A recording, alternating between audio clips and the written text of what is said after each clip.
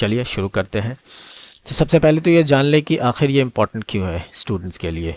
So number 1 to write correct grammatical sentences, number 2 to fill in the blanks, number 3 for error corrections and number 4 is missing words. इन चारों तरह के questions के लिए tenses जो है वो इम्पोर्टेंट हो जाते हैं और स्ट्रक्चर ऑफ टेंस भी उसमें बहुत इंपॉर्टेंट रोल प्ले करता है।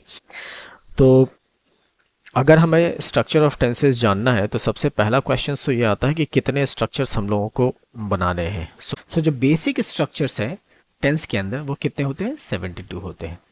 कैसे 72 होते हैं? तो हमारे पास जो टोटल टेंसेस है वो कितने हैं? 12 है।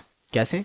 Simple present, simple past, simple future, present continuous, past continuous, future continuous, present perfect, past perfect, future perfect, present perfect continuous, past perfect continuous और फ्यूचर परफेक्ट कॉन्टिन्यूअस। ये तो आप में से मैक्सिमम लोगों को पता ही होगा। तो टोटल टेंसेस कितने हो गए? 12 हो गए, राइट। और कितने तरह के सेंटेंसेस बनाने हैं यानी स्ट्रक्चर्स बनाने हैं हर टेंस के अंदर? तो 6। सबसे पहला अफर्मेटिव, उसके बाद नेगेटिव, फिर इंटरोगेटिव, फिर इंटरोगेटिव नेगेटिव, उसके बाद क्वेश्चन वर्ड इंटरोगेटिव और उसके बाद क्वेश्चन वर्ड इंटरोगेटिव नेगेटिव। तो टोटल कितने हो गए? 6 तरह के सेंटेंसेस।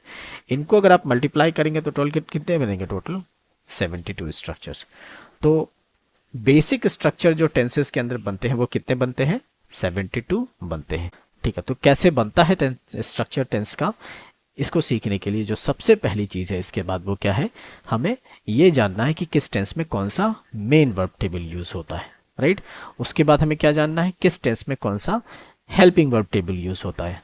और इसके बाद जो है वो मैजिक है यानी सीक्वेंस ऑफ क्रिएटिंग स्ट्रक्चर। इन तीनों के कॉम्बिनेशन से हम बहुत आसानी से ये सीख सकते हैं कि कैसे टेंस के स्ट्रक्चर्स को बनाया जाता है।